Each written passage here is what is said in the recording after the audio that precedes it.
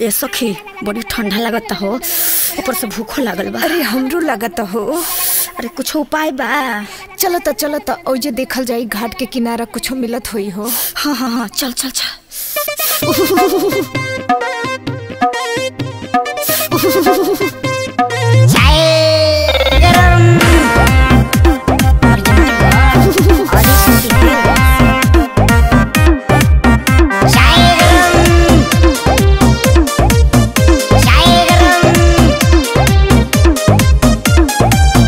लगता बेजार बड़ा कपतानी खड़े खड़ा ढेर नौटंकी फैला पढ़ जानी झूठ पहाड़ा धर्म कमाए छठी घाटे अइला भइला तू निरतैया हो।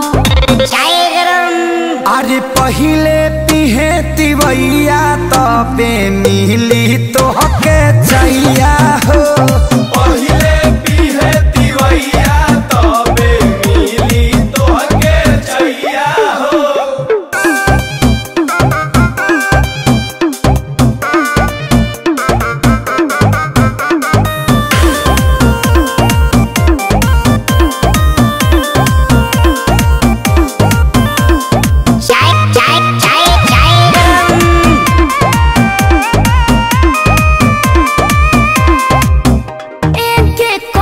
चाय खातिर करेला बवाल तू झूठा ही लगैले बड़ा घाटे असटाल। अरे बरती से बढ़ गया जनैखे केहू दूजा चाहतार पहिले कहिला बेटा पूजा।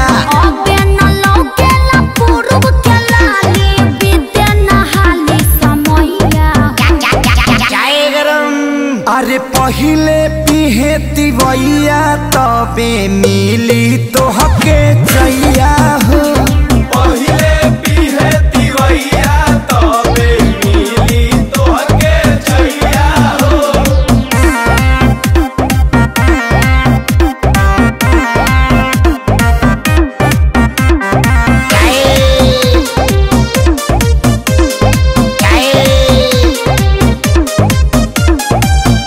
बड़ा बेरहम तोहरा दिल में नइखे दाया भूखे रे पियासे कबले छछने लकाया।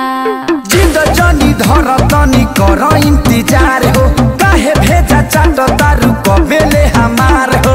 बोस खेसारी कर न रहम पड़िल तोहरा पैया हो। छठी मैया हो। अरे पहिले पिहे तिवैया तबे